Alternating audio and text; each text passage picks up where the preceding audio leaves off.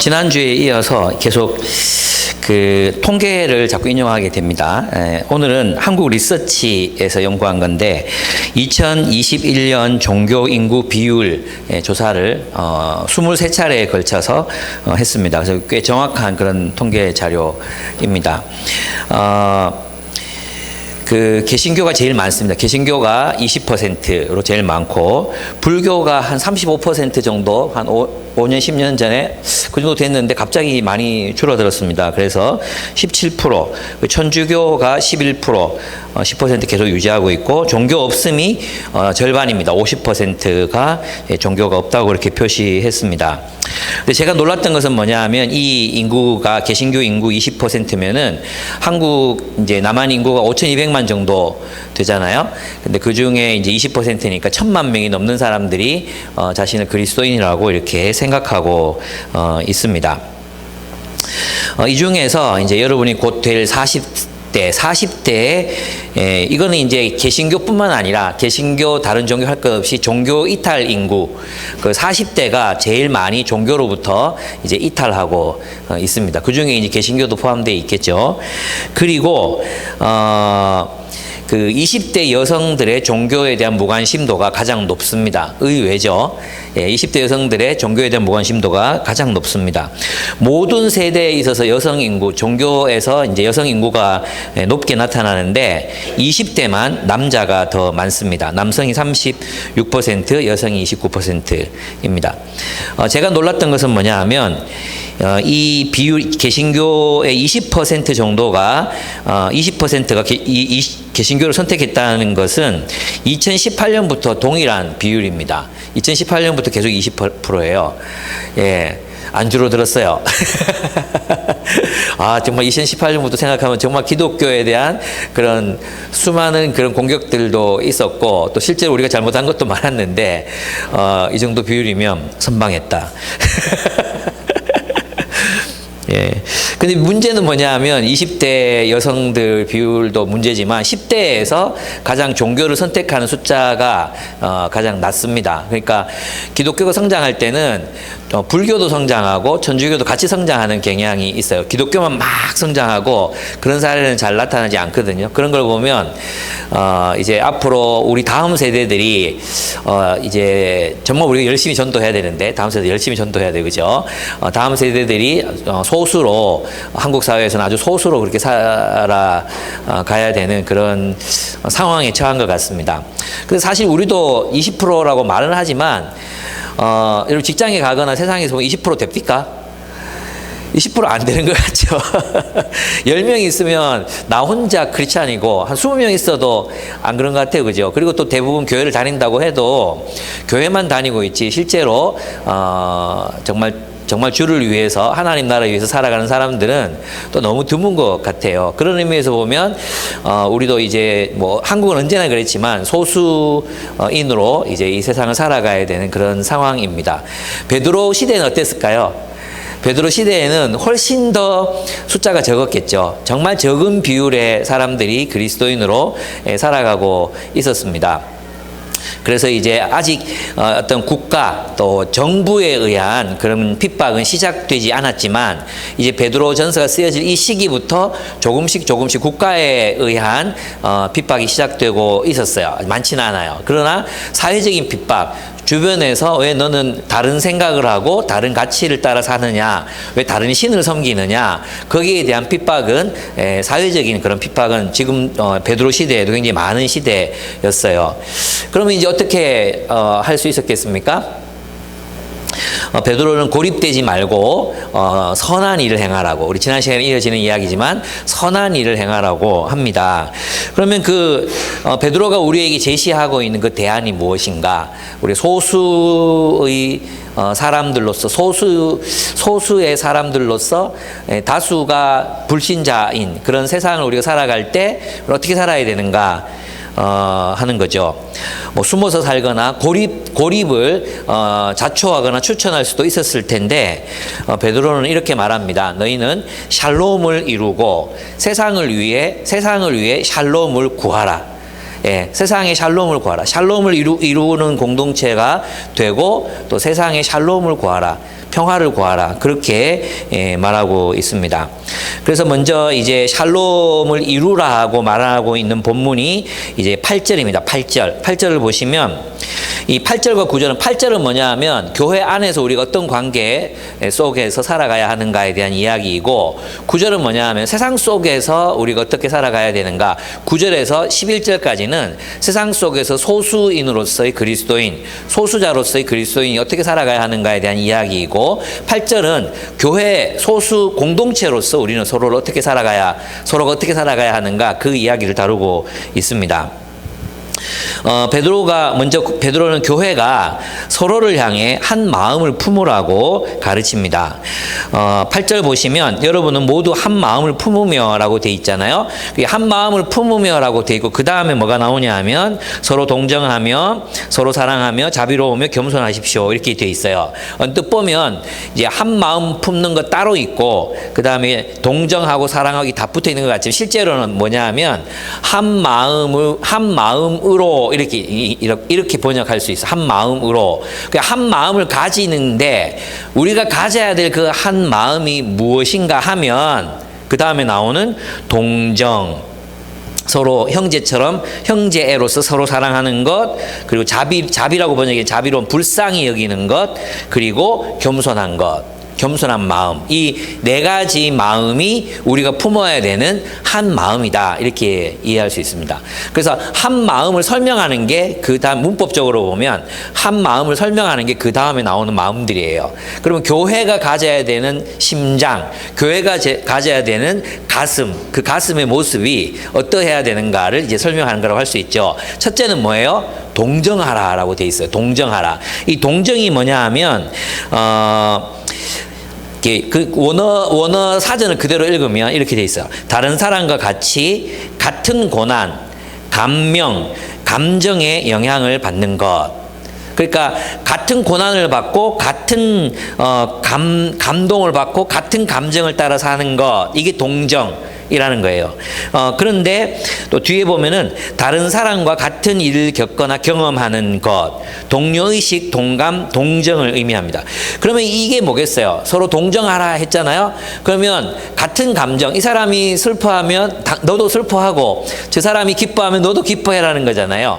그죠? 그걸 보고 우리 뭐라 그래요? 현대적인 말로 공감이라고 얘기하잖아요. 공감. 그래서 기독교 공동체의 가장 첫 번째 되는 특징, 우리가 가져야 되는 한 마음의 모습이 무엇인가 하면 공감하는 것입니다. 공감하는 것. 예. 이 전체를 다 요약해도 그냥 공감이라는 말로 요약할 수 있습니다. 그런 의미에서 보면 사람들이 아파하거나 실패하거나 실수하거나 넘어질 수 있잖아요. 그죠? 그런데 교회가 첫 번째 취하는 태도는 정죄입니다. 대부분의 교회들이 정죄와 판단을 먼저 하려고 듭니다. 새로운 분들이 와도 이렇게 막 저 사람 위험한 사람 아니야? 이렇게 그런 눈으로 볼 때가 정말로 많이 있습니다. 우리가 좀 다르다고 여겨지거나 생각이 되거나 또 교회 안에서 어떤 실수를 할 수도 있잖아요. 어떤 결정적인 실수를 할 수도 있어요. 그죠? 그런 실수들을 하거나 또는 뭐 잘못된 길을 선택하거나 이랬을 때에도 성경은 무엇부터 하라 그럽니까? 동정하라고 이야기합니다. 동정. 먼저 동정하라고 그 사람의 입장이 되라고 그 사람이 느끼는 감정을 너도 공유해 보라고 그 사람이 겪는 경험을 너도 경험해 보라고 그렇게 말합니다. 그런 의미에서 교회는 공감을 이루는 공감의 공동체가 되어야 한다는 것입니다. 근데 얼마나 많은 교회들이 심판과 정죄의 공동체가 되고 있습니까? 그래서 교회로 나올 때 우리가 공감받기보다도 판단, 다들 몸을 사리고 나눔을 조심하고, 그죠? 그리고 이 말을 해도 될까 안 될까? 또 집에 돌아가서 내가 오늘 속으로면서 이 얘기 안 했어야 되는데 이런 어떤 그런 일들이 자꾸 일어난다면 우리는 어쩌면 공감의 공동체를 이루고 있지 못할지 모르겠어요. 근데 여러분, 우리가 공감하려면 결국은 정말 그리스도의 마음으로 상대방의 사정 속으로 깊이 들어가 봐야 되잖아요. 근데 우리 그렇게 해야 공감이 일어나잖아요. 그죠? 정말 저도 이제 누군가가 가까운 관계에 있는 누군가가 잘못된 선택을 했을 때 처음에는 막 비판하고 욕하고 막 얘가 나를 상처 줬고 뭐 내가 얼마 막 이런 마음들만 막 올라오는 거예요. 근데 있잖아, 입장을 바꿔서 그 친구 입장에 내가 서보고 그 마음이 어땠을까? 그런 선택을 할 수밖에 없었던 그 마음이 어땠을까? 생각해 보면 제 가슴이 막 찢어지더라고요. 근데 그것 없이 정말 그 사람의 상황 속으로 들어가서 그 사람의 감정이 느껴질 때까지 내가 그 사람과 나를 동일시하고 공감하지 않은 채로 우리는 얼마나 자주 쉽게 판단하고 정죄하는지 몰라요. 그 상황 속으로 들어가서 그 사람이 느꼈을 그 감정들 오롯이 느껴보니까 너무 아픈 거예요. 너무 아프고 너무 슬프고 너무 고통스럽고. 예, 그런 그 가슴이 공유되는 공동체가 바로 교회여야 한다. 베드로가 가르치는 것입니다. 이 유배지를 살아가면서 너희끼리 그렇게 공감을 하지 않으면 도대체 어디 가서 너희가 외롭지 않게 살겠느냐. 공감해라, 동정해라 하는 것입니다. 두 번째가 뭡니까? 사랑하라 그러잖아요. 사랑하라. 이 세 번째는 그냥 사랑하라고만 되어 있는데 원래 이게 필라델피아. 미국의 필라델피아 주 있잖아요. 그게 뭐냐면 이제 사랑, 그 우정의 형제애를 말할 때 필라델피아를 쓰거든요. 그래서 그 단어에서 나온 거예요. 필라델피아. 사랑하라. 형제로서 사랑하라. 이 말이에요. 한 가족처럼 사랑하라. 이런 말입니다. 한 가족처럼 사랑하라. 형제로서 사랑하라.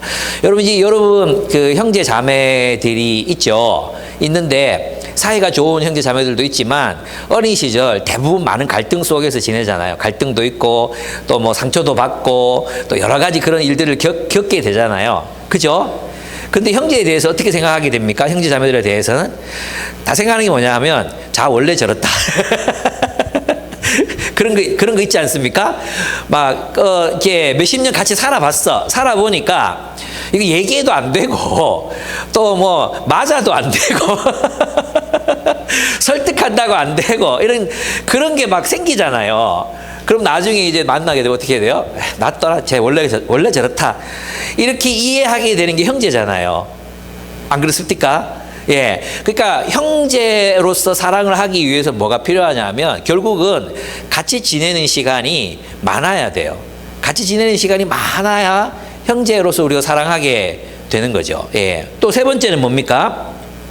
세 번째는 뭐냐 하면 이제 자비입니다. 자비라고 번역했는데, 이 마음은 불쌍히 여기는 마음, 인정 많은 마음, 자비로운 마음, 그런 마음입니다. 이 마음은 이제 부모가 자식을 볼 때 보는 마음하고 비슷해요. 여러분, 자녀들을 볼 때, 이렇게 짠 하잖아요. 짠. 그 느낌 아시죠? 짠한 느낌. 모릅니까? 우리 딸내미가 이제 하양에서 경대 북문으로 이사를 했거든요. 이사를 했는데 이제 저희가 스타렉스 몰고 가가지고 이제 짐 싣고 막 이렇게 옮기는데 살림을 보니까 그 경대 근처에 원룸 싱크대에 그 주방이라고 있는데 막 거기서 냄새가 올라오고 주방에 이 아시죠? 이 받침대 이거는 이제 오래돼가지고 휘었어요. 이렇게 휘고 이 뭐지 이거 후라이팬 하나 숟가락 하나 젓가락 하나 그리고 커피잔은 2개더라고요. 커피잔 2개. 대부분 청년들이 다 이렇게 살잖아요. 그죠? 직장생활 처음 하면 이렇게 사는데 막 속상한 거예요. 그게 막 딸내미 혼자 저렇게 집도 있는데 5살 이런 마음도 막 들고 솔직히 그리고 막 이렇게 마음이 좀 짠한 그런 마음이 있잖아요. 현은이가 이제 아침 일찍 일어나가지고 이제 고등학생이라면 고등학생 고2인데 이제 학교에 제가 매일 여기는 차로 가면 10분 거리인데 버스 타고 가면 40분 걸리는 희한한 데 있잖아요. 희한한데 그런데 이제 학교가 있어요. 그러니까 아침마다 태워주는데 아침 일찍 일어나는 게 피곤하기도 하지만 애가 아침 일찍 일어나가지고 눈도 부시부시하게 막 입도 잘 안 떨어지는 상태 있잖아요. 막 이렇게 뭐 물으면 말도 하기 힘든 그런 상태 있잖아요. 그런 상태로 매일 학교를 간단 말이에요. 그런 거 볼 때 마음이 이렇게 짠한 거 있잖아요. 이게 긍휼히 여겨지는, 불쌍히 여겨지는 거. 우리 막내도 혼자서 막 버스 타고 학교 다니고 뭐 이렇게 한단 말이에요. 그런 거 볼 때 또 열심히 앉아가지고 막 3시간씩 이렇게 막 공부하고 그런 거 볼 때, 와, 내가 중학교 2학년 때는 맨날 놀았는데 이런 생각도 들고. 얘들은 진짜 고생 많이 한다 이런 생각도 들고 그래서 이제 막 공부하라고 말하면서도 마음이 짠한 거 있잖아요. 예. 우리가 서로가 서로를 바라볼 때 그런 마음이 있어야 되는 거죠. 그런 마음. 긍휼히 여기는 마음, 불쌍히 여기는 마음. 그 마음은 있잖아. 결국은 우리가 정말 예수님처럼 닮아서 성숙했을 때 생기는 마음인 것 같아요. 우리가 성숙했을 때 그들을 바라볼 때 누구든 정죄하고 판단하고부터 보는 게 아니라 참 안 됐다. 이렇게 좀 긍휼히 불쌍히 여길 수 있는 그런 마음. 그 마음을 가지려면 여러분 뭘 알아야 되냐 하면 그 사람의 히스토리를 알아야 돼요. 그 사람의 히스토리를 잘 알면 왜 그런 결정을 할 수밖에 없었고 왜 저렇게 살 수밖에 없고 이런 거 이해가 되잖아요. 그러면서 내 마음에 불쌍히 여기는 마음이 생기잖아요. 그죠? 네 번째가 뭡니까? 겸손이에요. 겸손인데 이 겸손은 뭐냐 하면 이런 게 아니에요. 뭐 겸양, 우리는 겸양 그러면 이제 뭐 나는 원래는 존귀한 사람인데 자신을 낮추는 뭐 이런 걸 생각한단 말이에요. 근데 여기서 이제 겸손이라고 베드로가 쓴 이 단어는 뭐냐 하면 지위가 낮은 사람의 험불한 마음이에요. 약간은 비천하게 스스로를 여기는 그런 마음이에요. 이게 무슨 말이냐 하면 실제로 나는 너보다 낫거든. 나 너보다 괜찮은 사회적 지위와 명예와 돈도 있어. 나 너한테 굽힐 사람 아니야. 근데 나 너한테 굽혀. 그걸 겸손이라고 착각한단 말이에요, 사람들이. 근데 진짜 겸손은 뭐냐 하면 참으로 그 사람을 나보다 낮게 여기는 거예요.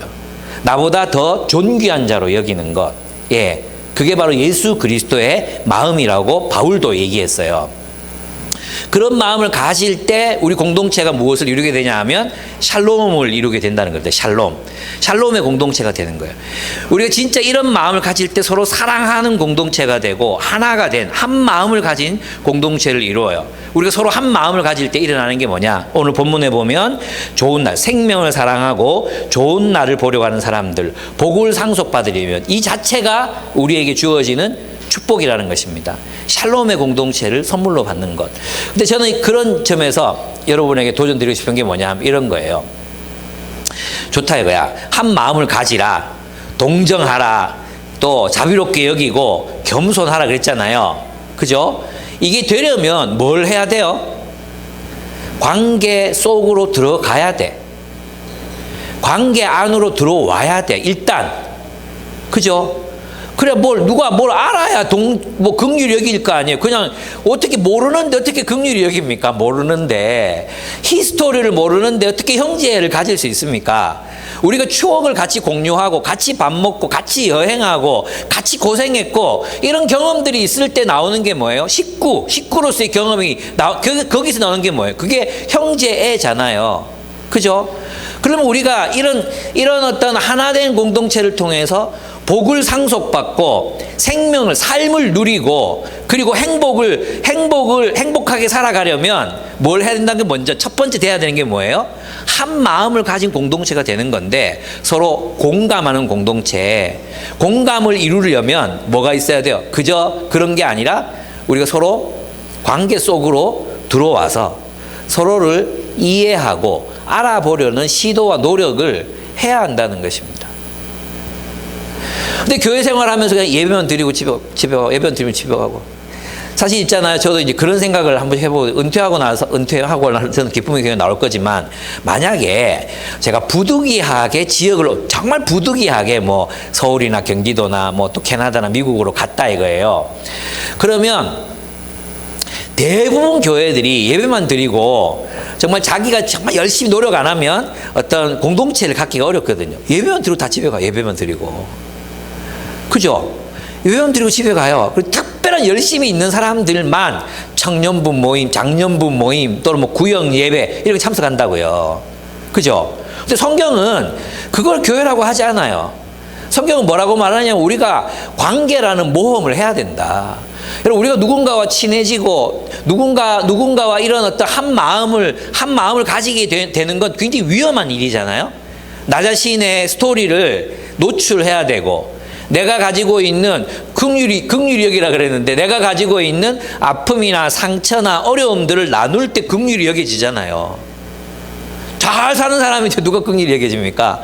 와, 목사님 보면 정말 부잣집에서 태어나가지고 정말 귀공자처럼 산 분인 줄 알았는데 아니네요. 뭐 이런 얘기를 서로가 공감하려면 함께 보내는 시간도 많아야 되고 우리 안에 있는 상처와 아픔도 나눠야 되고, 또 함께 보내면서 추억도 쌓여야 되고, 또 서로 상처나 아픔을 극복한 경험도 있어야 되고, 그래 자 원래 저렇다 이러면서 또 그런 여유도 있어야 되고, 자비로 보면 또 짠한 그런 마음이 생기려면 역사도 있어야 되고, 그렇지 않습니까?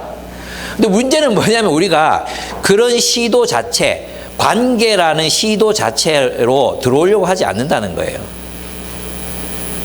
왜 그렇습니까? 힘써야 되거든.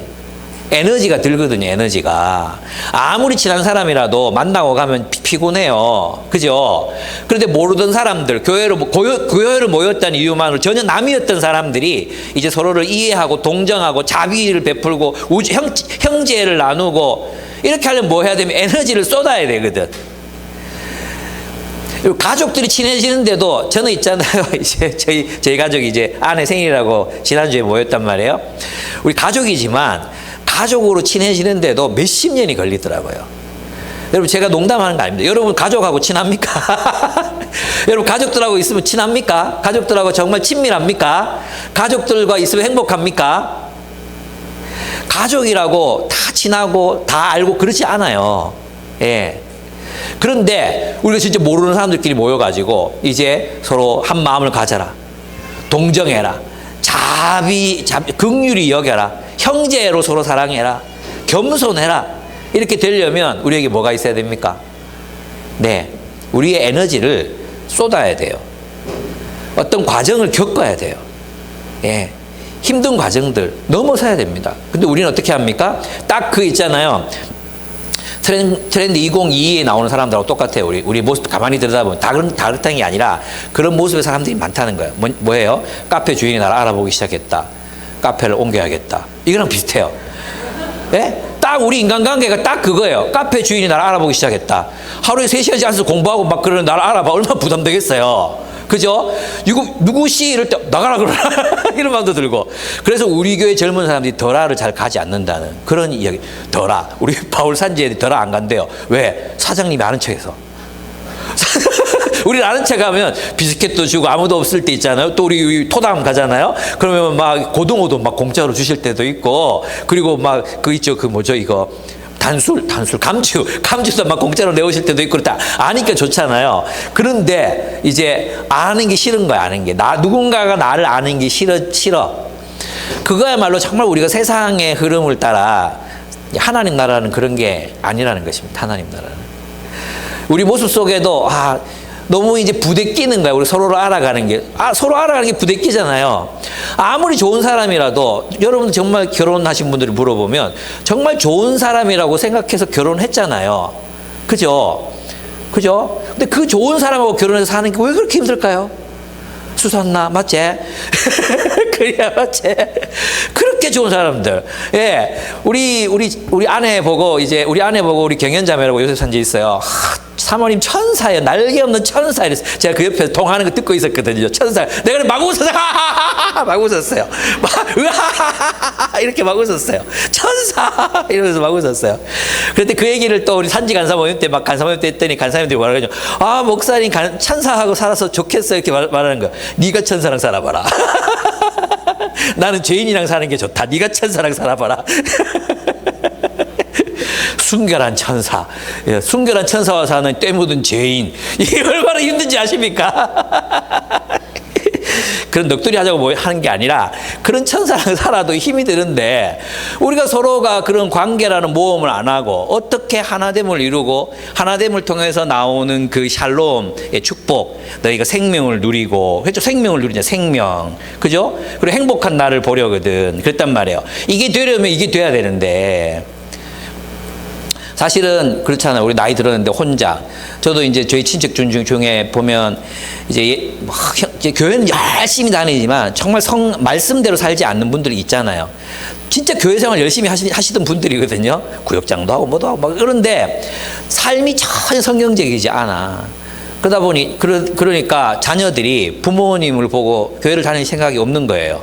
그래, 한 명은 신천지, 한 명은 절에 다니고, 또 한 분은 돈만 벌고 있고. 근데 이제 이 부모님들이 돌아가시는데 보니까 너무 외로운 거예요. 너무 외롭게. 그 행복이 없잖아요. 여러분, 그 하나됨, 우리 이제 지난주에 이제 우리 생일일 때 온 대가족이 다 모였거든요. 하하호호 깔깔거리면서 웃는데 우리가 그렇게 되기까지는 수십 년의 세월을 하나님 안에서 각자가 성숙하고 아픔을 소화해내고 또 상처를 또 이렇게 치유하고 또 어떤 것들은 묻고 서로 용납하고 이런 수많은 시간이 있었단 말이에요. 진짜 그래서 모였는데 너무 행복하더라고요. 너무 좋았어요. 예, 너무 행복하고. 예, 그게 뭡니까? 그게 행복함이잖아요. 근데 사람들은 여기에 가보기 전에, 여기에 도달하기 전에 미리 포기하고 관계라는 모험을 하려고 하지 않습니다. 카페 사장이 나를 알아보기 시작했다. 카페를 바꿔야겠다. 이거 그리스도인들이 그러면 안 되잖아요. 그래서 그게 평화를, 이 샬롬, 여기 보면 복을 상속받게 하실, 미안합니다. 9절. 요즘 호흡이 딸려, 호흡이. 복을 상속받게 하시려고, 이런 삶으로 우리에게 부르셨다는 거예요. 복을 상속받게 하시려고. 그죠? 축복을 누리려면 뭐 해야 돼? 이런 공동체가 돼야 돼. 서로 동정하고, 불쌍히 여기고, 형제로 하나가 되고. 이게 있어야, 여러분 노후에 생각해보고 이런 사람들과 함께 우리 지금 그 느끼지 않습니까? 서로가 서로를 그렇게 행복하게 하면서 이렇게 살아갈 때 얼마나 행복합니까? 이번에 이제 아내 생일이 12월 9일이고 그 다음에 이제 우리가 섬긴다기보다도 그냥 우정을 나누고 있는 홍떡, 남자 이름이 홍떡이에요. 홍떡은 아니고 뭐 리을 디귿 이 중간쯤 되는 말 이렇게 이런데 잘 못하겠더라고요. 하여튼 홍떡이고 한 사람은 도티레 자매예요. 이게 애기가 미나예요, 미나. 근데 이제 이 얘들이 자꾸 이제 지난 주일날 사모님 보고 싶어요. 그래서 문자가 계속 오는 거예요. 그 걔네들은 주일만 쉬니까, 일요일만 쉬니까 이제 우리를 보고 싶었던 거지. 그 미나가 너무 사모님 보고 싶어요 하면서 오라고 그래가지고 지난주에 제가 진짜 설교하고 나서 완전히 탈진됐거든요. 그게 막 정말 힘들었어요. 근데 이제 오라 그러니까 아내가 가야 되겠다고 하는 거예요. 그래가지고 또 갔어요. 예, 막 이제 가가지고 앉았는데 베트남 친구분 두 분이 오셨더라고요. 베트남 친구분 두 분이 오셔가지고 얘기를 하고 있었어요. 그래서 저희도 좀 얘기를 나누다가 아내가 딸 그 미나거든요. 미나 생일이 다음 주인데 어떻게 할 거냐고 이렇게 물었어요. 그랬더니 남편 홍떡이 깜짝 놀라가지고 아니 우리 딸 생일 어떻게 아냐고, 남의 집 딸 생일 어떻게 아냐고. 그게 왜 아느냐 하면 그 전에 왜 돌치레 한다고 막 아파가지고 병원에 같이 다니고 하는 적 있었잖아요. 그때도 뭐 한 3일 정도 계속 매일 같이 지냈거든요. 근데 그때 이제 아이들 신상을 적잖아요. 뭐 369 뭐 이렇게 막 적는단 말이에요. 그때 외운 거지. 그때 외워가지고 외우게 됐어. 너무 많이 물으니까 이렇게 외우게 됐는데 그러니까 또 외우기 쉬운 게 자기 생일 앞이니까 이제 12월 8일, 12월 9일이니까 외웠어요. 그 얘기를 해줬어요. 그리고 나서 이제 잔치는 애들 생일은 첫 돌은 한국에서는 굉장히 크게 한다고, 아주 크게 하는데 베트남에서는 어떻게 이렇게 물어봤어요. 물어봤더니 뭐 그냥 생일 잔치처럼 한다고 이렇게 얘기하더라고요.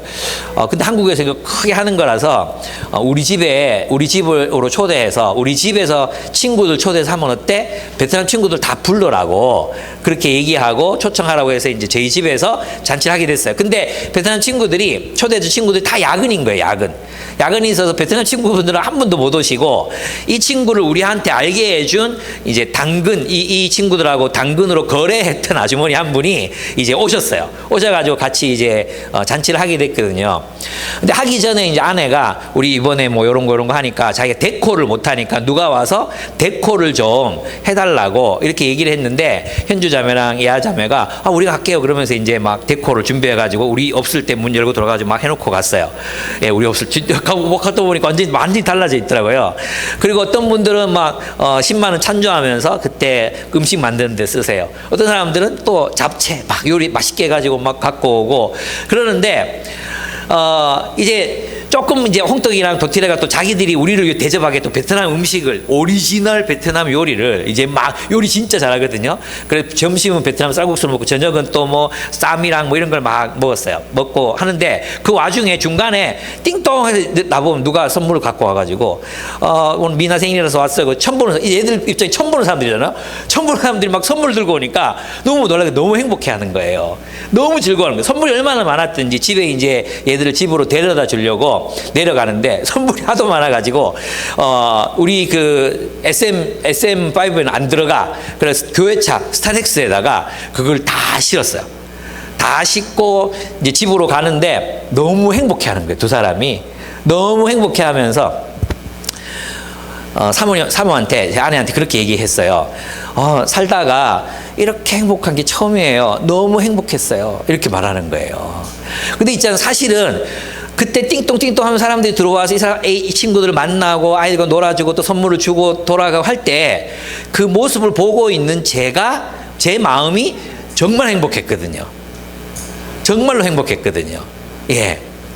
그게 바로 여기서 말하는 평강을 위해서 살아가는 삶이라고 이야기할 수 있습니다. 그래서 구절을 보시면 악을 악으로 갚거나 모욕을 모욕으로 갚지 말고 복을 빌어 주십시오. 이렇게 얘기했죠. 이 복을 빌어 주십시오. 그 다음에 이것과 같은 게 뭐냐 하면 11절. 이것은 다윗이 아비멜렉한테 미친 척하고 쫓겨나가지고 썼던 시에서 나오는 건데 시편 34편 11절. 악에서 떠나 선을 행하며 뭘 하라고 했어요? 평화를 추구하라. 그것을 좇아라 그랬죠. 공동번역에서는 끝까지 평화를 이루라 이렇게 얘기해요. 이 평화가 뭐라 그랬어요?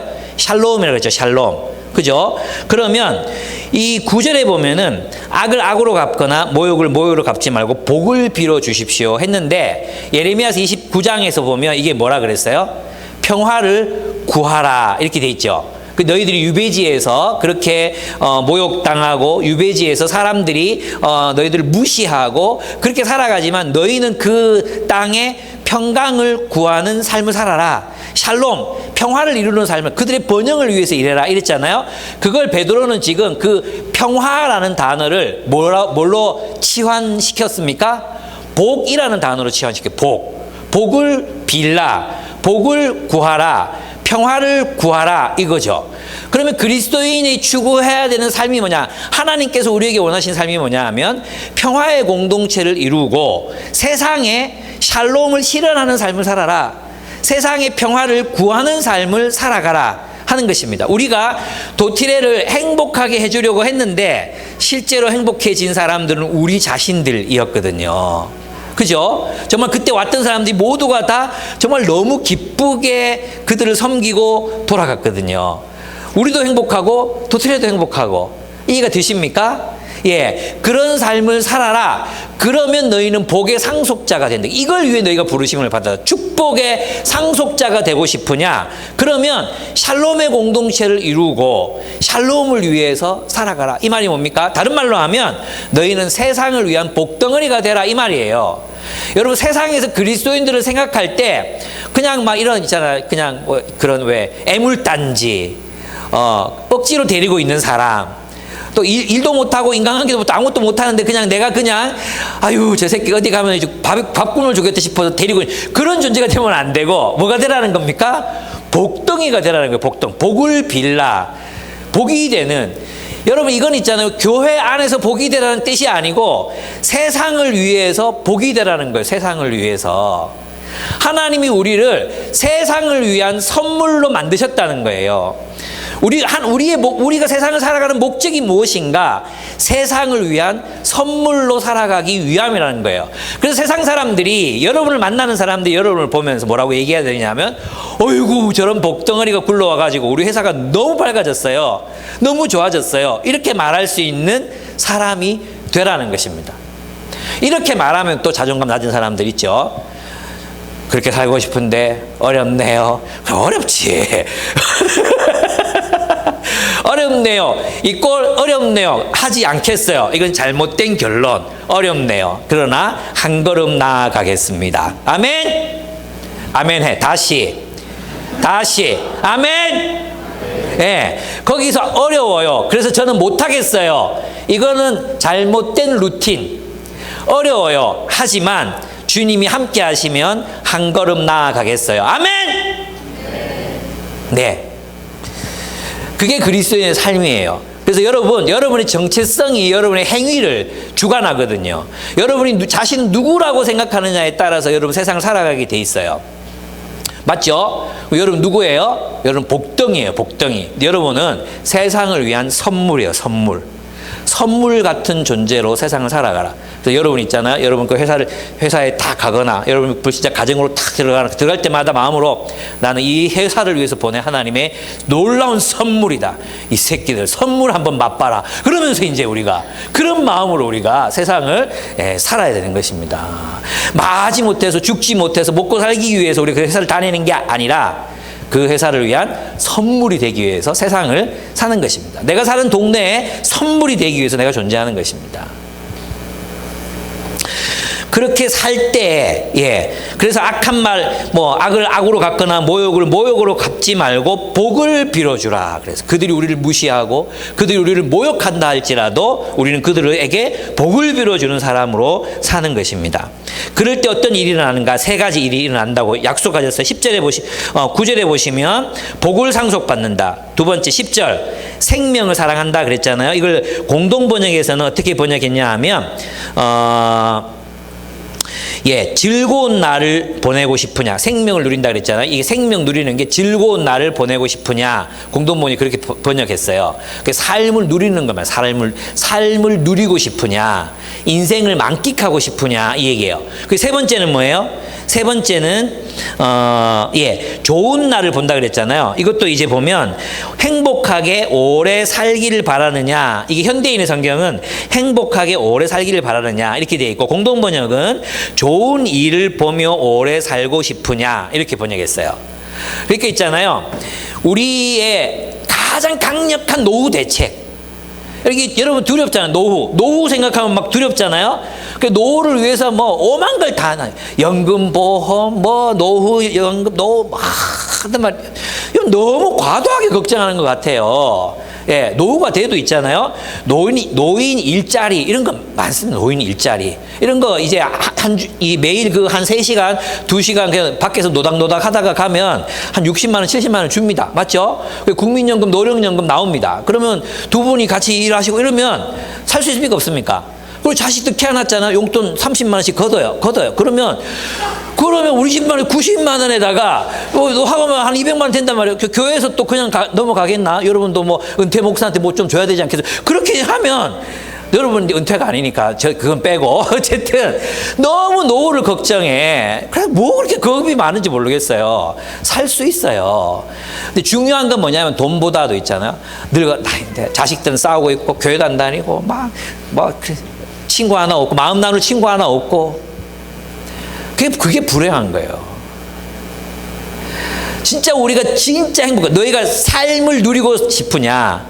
복을 상속받고 싶으냐? 뭐 하라는 것입니까? 관계. 하나님 형제 자매된 사람들과의 깊은 관계. 그냥 습관적으로 교회 다니지 말고 정말 우리들이 이 관계가 필라델피아 형제애로 가득 찬 그런, 휴가도 같이 가고 등산도 같이 가고 밥도 같이 먹고, 그죠? 또 사역도 같이 하고 함께 나누고 또 때로는 싸우고 화해하고 끊을 수 없잖아. 그런 관계 속에서 우리가 서로 샬롬을 이루어갈 때 삶을 누리게 되고 좋은 일을 오래 보게 된다 말씀하셨어요.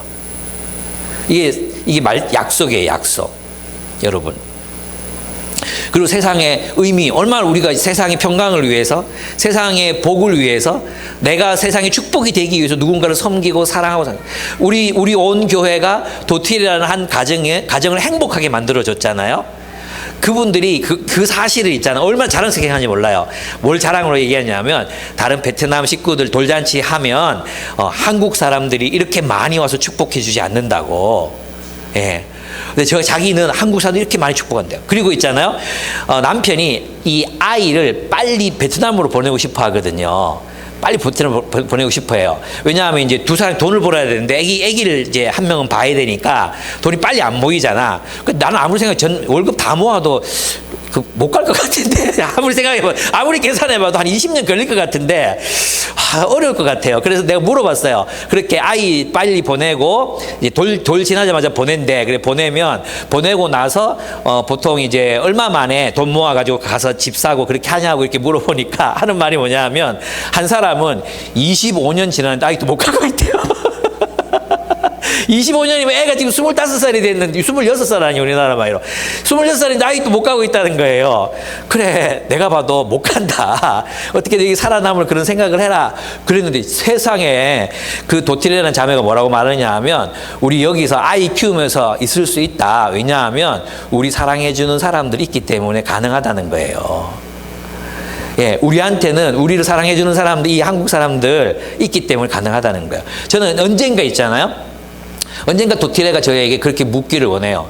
왜 당신은 우리와 아무런 상관이 없는데 우리 이렇게 사랑해 주세요? 왜 우리를 사랑하십니까?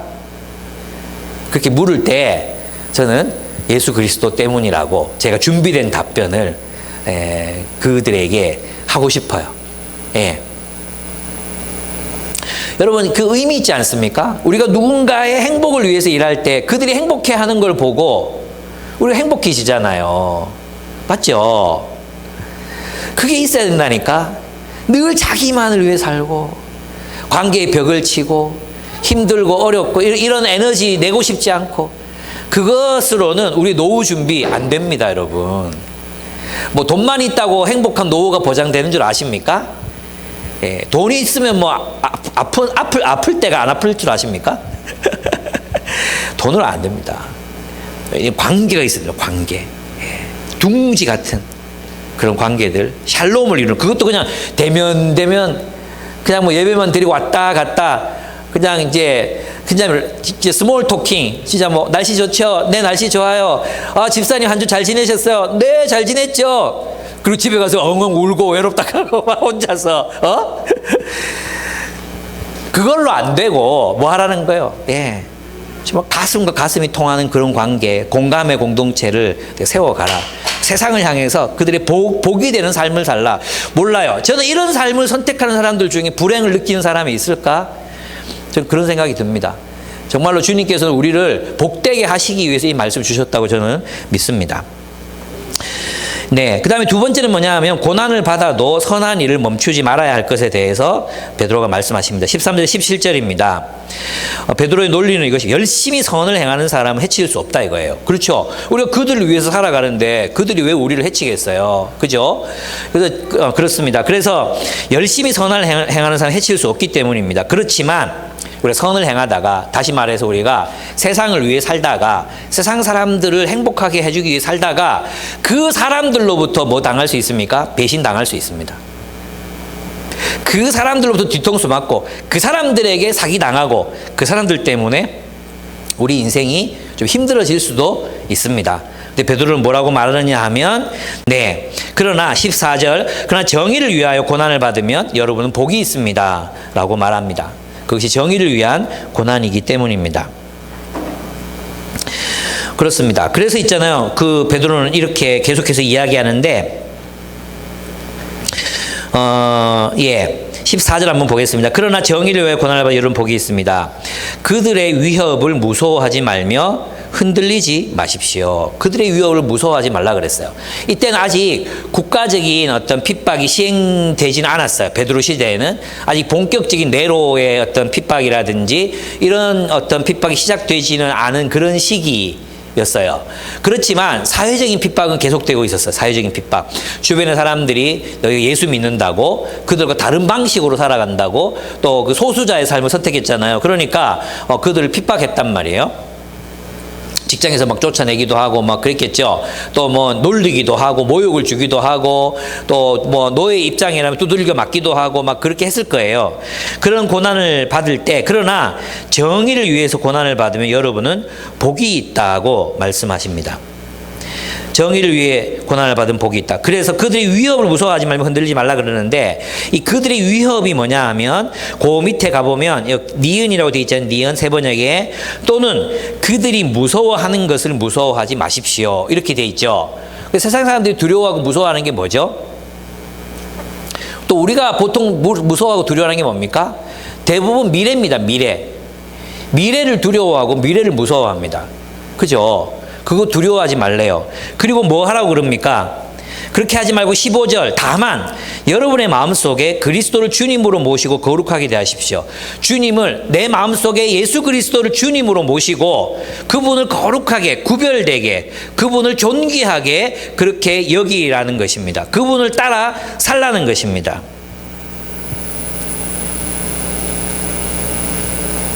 그렇게 마음에 그리스도를 주로 모시고 거룩하게 모시라는 것입니다. 그리고 해야 될 일이 뭡니까? 그리고 그들 가운데 누군가 우리들에게 우리가 가진 희망, 15절에 보면 후반절, 여러분이 가진 희망을 설명하여 주기를 바라는 사람에게는 언제나 답변할 수 있게 준비를 해 두십시오. 이렇게 말했어요. 그러면 이제 한번 우리가 이제 선한 일을 하여 우리가 주를 위해서, 세상을 위해서 선한 일을 합니다. 근데 그 선한 일들을 보면 그 선한 일들과 18절 19절에 그리스도께서 당하신 고난을 대비시키고 있거든요. 여러분, 그리스도께서는 누구를 위해 고난 받으셨습니까? 죄인들을 위해 살다가 죄인들 때문에 고난을 받았잖아요.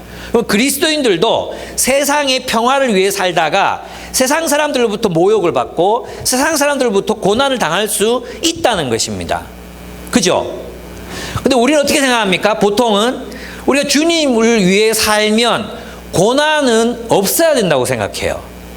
내가 주님을 위해 살았는데 왜 내게 고난이 닥쳐오나? 이렇게 생각한다니까요. 여러분, 우리가 예수를 위해서 살아도 우리에게 고난이 올 수 있습니다. 우리 자녀가 아플 수도 있고요. 불치병이 걸릴 수도 있고요. 나 자신이 아플 수도 있고요. 내가 암에 걸릴 수도 있습니다. 내가 예수를 믿는다고, 내가 또 주님을 위해서 열심히 살았다고 이 모든 재앙들이나 핍박이나 이런 것들로부터 우리가 제외되는 것이 아닙니다. 똑같은 어떤 고난을 받을 수 있습니다. 그때 필요한 마음이 무엇입니까? 우리의 마음속에 그리스도가 주님이 되셔야 된다는 거예요. 그 말이 무슨 뜻이겠어요? 그리스도를 주로 삼아. 너 마음에 그리스도를 주로 삼아. 이것과 우리가 당하는 고난이 어떤 관계가 있겠습니까? 그 고난조차도 하나님께서 허락하신 것이라는 겁니다. 그리고 우리는 그 그리스도를 따라, 그리스도의 인도를 따라 그 고난을 극복해낼 수 있다는 것입니다. 그래서 있잖아요. 우리에게 고난이 다가올 때, 내가 주님을 위해서 착하게 살았는데, 내가 저 사람을 위해서 열심히 사랑했는데 왜 내게 이런 고난을 주십니까? 여러분, 그리스도인들도 우리가 정말로 하나님의 뜻대로 살고 또 이 세상에서 그들을 위해서, 그들의 축복이 되기 위해서 살아도 그 사람들로부터 아무런 인정 못 받을 수 있습니다. 그 사람들로부터 버림당할 수 있습니다. 그 사람들이 나의 수고를 인정해 주지 않을 수도 있습니다. 그 사람들이 나를 팽식일 수도 있습니다. 버릴 수도 있습니다. 그럴 때 우리가 가져야 되는 마음이 뭐냐 하면, 우리의 주님이 누구시라고요? 그리스도이십니다. 그게 무슨 뜻입니까? 바로 그 고난으로부터, 그 고난에서 우리를 어떻게 살아가야 할지를 가르쳐 주시는 분이 그리스도이십니다. 그 상황조차도 하나님께서, 그리스도께서 허용하신 것이라는 것입니다. 그리스도가 주님이십니다. 주님이 나가라고 하신 거예요. 그럼 주님이 나가라고 나가는 거죠. 거기서 시작하는, 이 말을 다른 말로 하면 우리는 우리가 당하는 고난을 수용할 줄 알아야 된다는 겁니다. 우리는 있잖아요. 왜 고통스럽고 왜 힘들어하느냐 하면 이 고통과 이 고난은 내가 당해서는 안 될 것이라고 생각하기 때문에 마음이 힘들어지는 거예요. 내가 왜 이런 고난을 당해야 되는데, 내가 왜, 내 자식이 왜, 다른 애들은 다 순하게 밤에 잠도 잘 자는데 왜 우리 애는 이렇게 잠도 안 자고 나를 괴롭히는데, 밥도 안 처먹고 뭐 이러면서 우리는 자꾸 그 고난을 수용하지 않거든요. 그럼 이게 자주 말씀드리는 건데, 왜라고 자꾸 물어봤자 답 안 나와요. 여러분, 왜 내가 이런 집에 시집 와가지고 이런 고생해야 되는데, 답이 없어요. 왜 답이 없어요. 그런데 있잖아요. 우리가 그리스도가 주님이신 걸 알면 무슨 어떻게 대답할 수 있냐 하면, 그러면 주님이 이 상황을 내게 허락하셨다면 나는 어떻게 살아야 합니까? 라는 질문을 할 수 있어요. 거기서 시작할 수 있어요. 그러면 주님, 지금 내가 암에 걸렸는데 지금 여기에서 내가 어떻게 살아야 됩니까? 지금 내가 무엇을 해야 합니까? 내 영혼은 이미 주님께 맡겼습니다. 주님, 제가 지금 여기에서 무엇을 해야 합니까? 이걸 물어야 돼요, 이걸. 거기서 할 수 있는 게 많아요. 여러분, 있잖아요. 우리가 질병 가운데서 정말로 하나님께 영광을 돌리는 삶 살 수 있습니다. 예. 제가 아는 한 그 자매님도 유방암에 걸려서 병원에서 돌아가시게 됐는데, 돌아가실 때까지 그 병원에 있는 사람들, 자기도 환자인데 섬기고 사랑하고 복음 전하고 그렇게 살았습니다. 우리 딸아이 현지가 아팠던 것 같아요. 그래서 몇 날 며칠 우리가 이제 같이 그 병원에 있어야 되는 날이 있었거든요. 근데 그때 암에 걸린 말기암 환자분이 맞은편 침상에 계셨어요. 맞은편 침상에 계셨는데 그분 보니까 너무 마음이 안 됐어. 그래서 아내가 가서 그 분에게 복음을 전했어요. 복음을 전하고 영접 기도를 하고 우셨어요. 그리고 우리는 퇴원을 했거든요. 근데 그분의 연락처를 주고받았기 때문에 나중에 한 2주 뒤인가 혹시 퇴원하셨나 싶어가지고 전화를 드렸어요. 돌아가셨더라고요. 그 병원에서 마지막으로 우리를 만나고 예수님 믿은 거예요. 여러분, 제가 무슨 말씀 드리는지 아시겠습니까? 여러분, 우리는 우리의 상황이 어떻든지 그 상황 속에서 우리는 하나님의 영광이 되는 삶을 살 수 있습니다. 그 상황 속에서도 어떻게 살아야 합니까를 물으면 하나님, 주님의 뜻이 무엇입니까? 그리고 지금 나는 무엇을 하면 살아야 됩니까? 라고 물으시면 하나님께서 해답을 주십니다. 그리고 그 소명을 따라서 살아가는 삶은 그렇게 고통스럽지 않습니다. 왜 고통스러운지 이제 아십니까? 고통을 수용하지 않으려고 할 때 고통스러워집니다. 수용하십시오. 내가 자보다 뭐가 못났다고 아직도 독신인가? 왜 나는 결혼을 못하고 있는가? 그 생각하니까 괴로운 거예요. 그런 생각하니까. 그럼 독신에서 내가 무엇을 해야 합니까? 물으십시오. 최선을 다해서 주님의 뜻을 따라 사십시오. 그러다 보면 결혼할 수도 있고 못할 수도 있고 그렇습니다. 그러나 그 삶이 무의미하지 않습니다. 그렇습니다. 세 번째, 고난 가운데 선을 행한 그리스도인에게 주시는 보상에 대해서 주님이 말씀하시는 18절에서 22절입니다. 여기서 이제 베드로는 주님도 고난을 받았다 이렇게 말씀하십니다. 우리 죄를 사하기 위해 죽으셨고 육으로는 죽임을 당하시고 영으로는 살리심을 받으셔서 이 18절을 보시면 그리스도께서 죄를 사하시려고 단 한 번 죽으셨습니다. 곧 의인이 불의한 사람을 위하여 죽으신 것입니다. 그것은 그가 육으로는 죽임을 당하시고 영으로는 살리심을 받으셔서 여러분을 하나님 앞으로 인도하시려는 것입니다. 그는 영으로 옥에 있는 영들에게도 가셔서 선포하셨습니다. 이렇게 얘기되어 있죠. 이제 우리가 지금 성경 난제 중에 난제, 가장 어려운 부분으로 이제 접근해 가고 있는데, 근데 그건 사실 중요한 부분은 아니에요. 그 앞부분이 더 중요해요. 그게 뭐냐 하면 여기 있는 요 부분입니다. 여기서 이제 주님이 우리를 위해 고난을 당하셨어요. 그죠? 주님이 우리를 위해 죽으셨어요. 불의한 자를 위해서 우리 죄를 대신해서 죽으셨어요. 그럼 끝이 아니라는 거예요. 그게 끝이 아니라 그가 우리를 위해 죽으신 이유는 바로 우리를 살리시고 하나님께로 인도하시기 위해서 죽으셨다는 것입니다. 그러므로 그리스도인들은 똑같은 고난을 당할 수 있다는 거예요. 우리가 세상을 위해서 세상에 나가서 세상 사람들이 축복이 되는 축복을 주기 위한 삶을 살아갈 때 우리 똑같은 고난을 당할 수 있습니다. 하지만 하나님께서는 그를 부활시키셨습니다. 그것은 그가 육으로는 죽임을 당하시고, 이 말은 뭐냐 하면 그의 육체가 옛 육체, 인간 부모에게서 나타난 인간의 육체, 우리 같은 몸, 이 육으로는 십자가에서 죽으셨어요.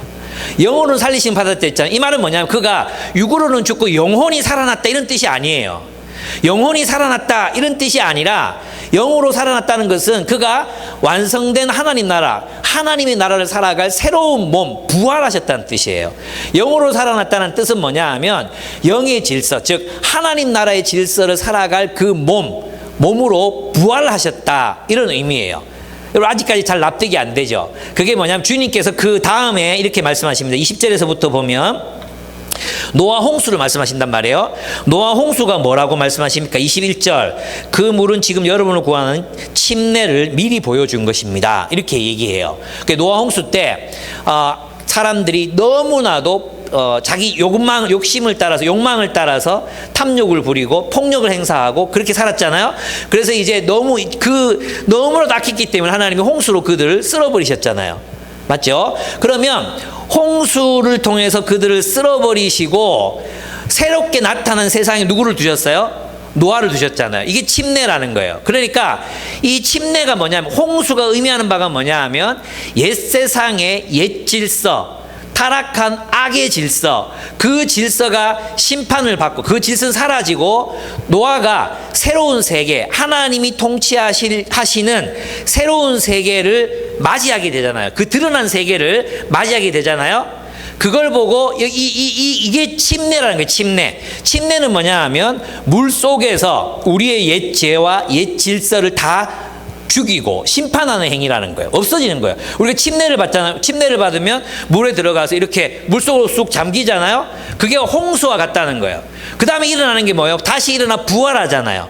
부활이 뭐냐 하면 노아가 새로운 땅에서의 삶을 시작해야 했듯이 침례란 곧 부활의 질서, 부활을 힘입어. 여기 본문에 보면 부활을 힘입어서 선한 양심이 하나님께 응답하는 것입니다. 이제는 옛 질서가 아니라 내가 침례를 받고 새롭게 태어나서 어떻게 선한 양심을 따라 새로운 삶을 사는 것, 부활의 질서를 사는 것, 하나님 나라의 질서를 사는 것, 그게 바로 영으로 살아났다, 이렇게 표현하는 거죠. 그러니까 노아가 영으로 살리심을 받았으며 이게 하나님 나라의 질서를 따라 살아가는 것, 예수께서 죽음을 이기시고 부활하신 것, 우리가 침례받고 새로운 삶을 사는 것, 이게 다 통하는 이야기예요.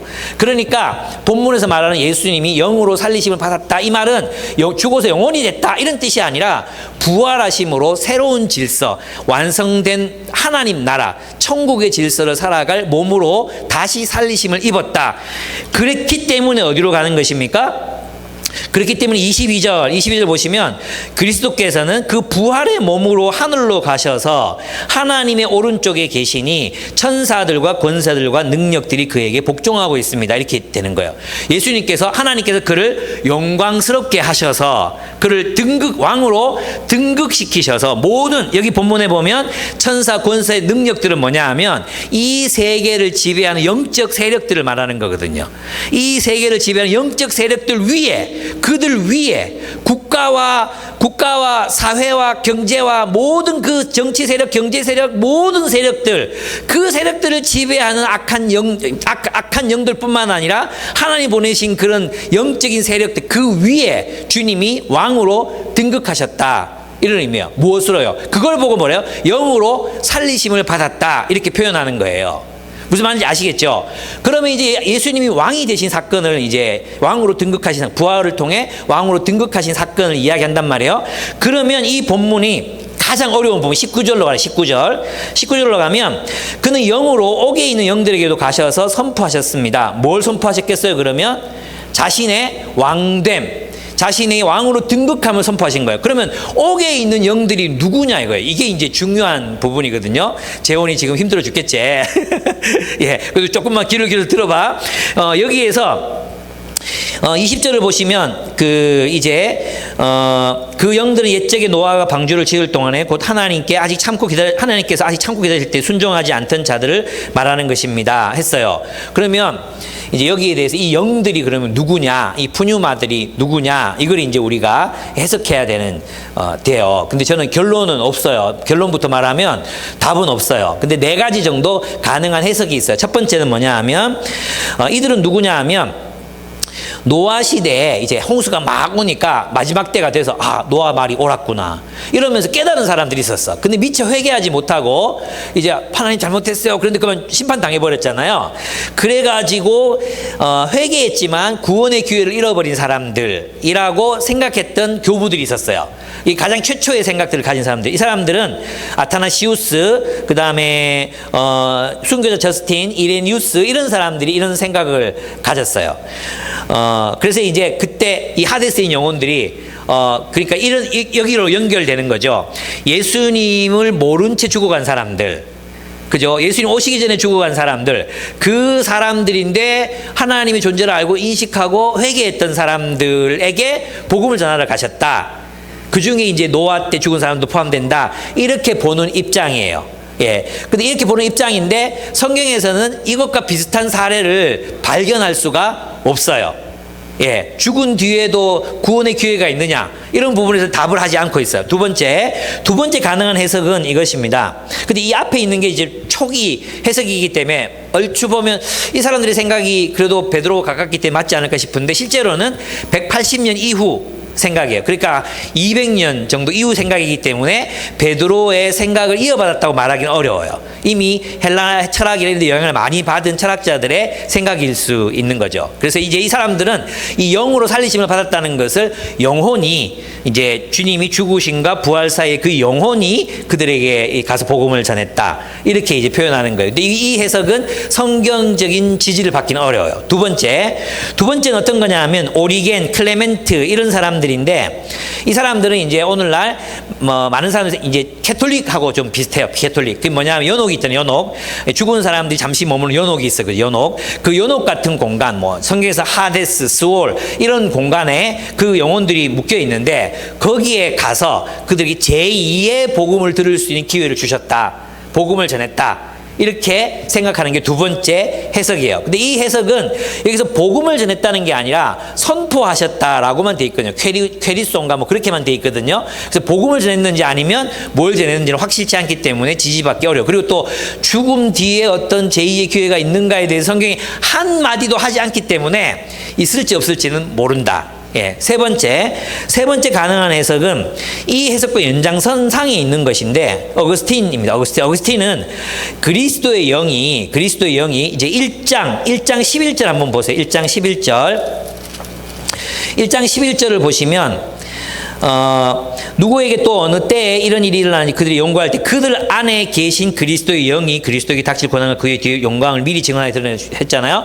그리스도의 영이 선지자들에게 들어가서 말씀 전했잖아요. 그것처럼 그리스도의 영이 노아에게 부활과 상관없이 그리스도의 영이 노아를 통해서 메시지를 전파했다는 거예요. 4장 6절에도 나오는가? 그래요. 그래서 노아를 통해서 하나님께서 그들에게 복음의 메시지를 선포한 그 사실을 이제 지지하기로 합니다. 이건 어거스틴 이후에 19세기까지 이어지던 그런 해석이었습니다.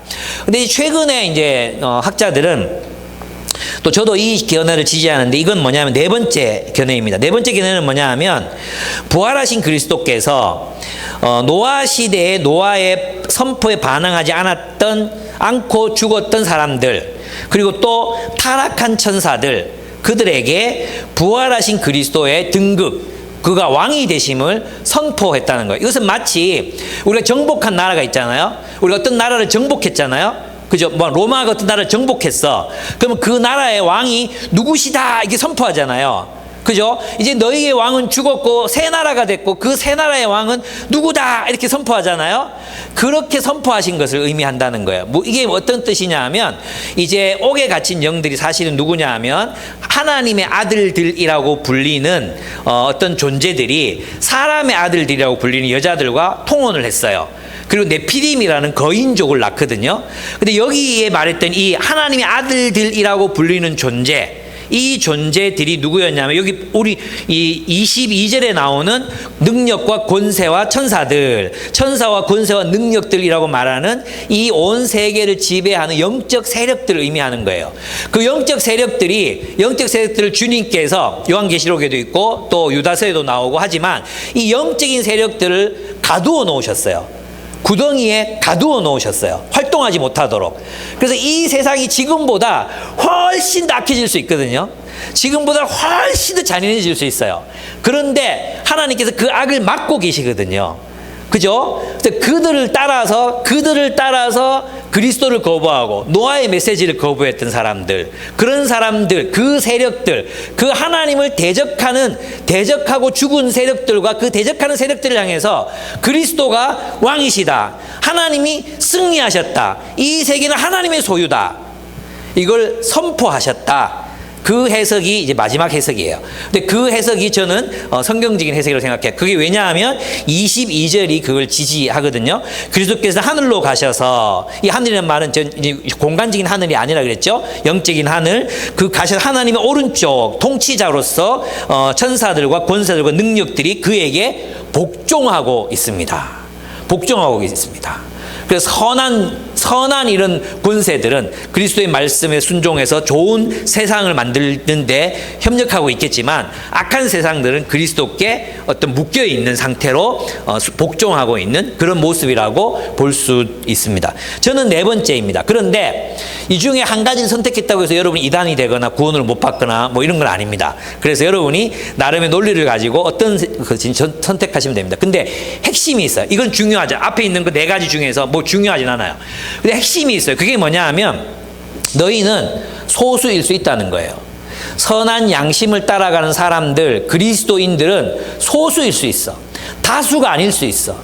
그렇지만 너희가 옳다는 거예요. 마치 예수님께서 다른 사람을 위해서 죽으셨지만 인정받지 못하고 죽으셨잖아요. 그렇지만 하나님이 그를 높이셔서 온 우주의 왕으로 삼으셨잖아요. 그것처럼 하나님께서 우리가 소수일 수 있어. 그러나 하나님은 우리를 인정하신다고. 우리의 옳음을 증명하실 거라고. 우리의 정당함을 그분이 입증하실 거라고 주님이 베드로가 말씀하고 있는 것입니다. 그렇습니다. 여러분, 이걸 기억해야 합니다. 이 세상, 유배지 같은 이 세상 속에서 우리는 의인이 고난을 당할 수 있습니다. 의인이 소수일 수 있습니다. 다수가 다 맞지 않습니다. 모든 대다수의 사람들이 저렇게 산다고 해서 그들이 다 옳은 게 아닙니다. 노아 때처럼 그들이 어쩌면 다 모두가 심판의 홍수에 다 심판을 받게 될지도 모릅니다. 하나님의 뜻을 위해 살다가 어려움을 겪을 수도 있습니다. 우리가 살아가는 세상에서 다수의 위협과 판단에 시달릴 수도 있습니다. 그러나 하나님은 우리가 무엇을 위해 구원받았는지를 기억하고 부활을 힘입어 선한 양심을 따라 살아가라고 명령하십니다. 주님이 우리를 무엇을 위해 구원하셨습니까? 샬롬이 되고 샬롬을 이루라. 샬롬의 공동체를 이루고 샬롬을 위해서, 세상의 샬롬을 위해서 살아가라. 세상을 위한 선물이 되라. 하나님이 보내신 선물로 살아가라. 그렇게 살다가 고난을 당하고, 때로는 그들을 위해 살다가 그들로부터 모함을 겪고 모욕을 당하고 배신당한다 할지라도, 하나님이 그리스도가 우리의 주인이 되시는 걸 깨닫고 그분을 붙들고 그 삶을 포기하지 말아라. 주님이 너희를 높이실 것이다. 주님이 너희의 승리를 확증해 주실 것이다. 하나님께서 세상 사람들 앞에서도 여러분의 삶이 옳았다는 것을 입증할 것이다. 그러므로 너희는 옳은 길을 포기하지 말아라. 선한 양심을 따라 살아라. 대세를 따르지 말라. 세상 사람들이 걸어가는 그 길을 가지 말라. 세상 사람들이 두려워하는 그것을 두려워하지 말아라.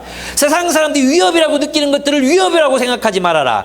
하나님을 두려워하고 그리스도가 인도하는 대로 따라가라. 샬롬의 공동체를 이루고 세상에 샬롬을 이루기 위해 살아가라. 복이 되고 축복이 되는 삶을 살아라. 주님이 우리에게 말씀하십니다. 한번 기도하겠습니다. 계속해서 베드로의 말씀이 우리에게 이어지고 있습니다. 세상을 위한 축복이 되라. 근데 거기서 그러면 너희가 복을 상속받게 된다, 이렇게 말씀하셨지만, 우리가 살아갈 때 그런 삶이 우리에게 고난을 줄 수도 있다. 그러나 의를 위해 고난을 받는 자는 복이 있다. 너희가 복을 상속받고 싶으냐?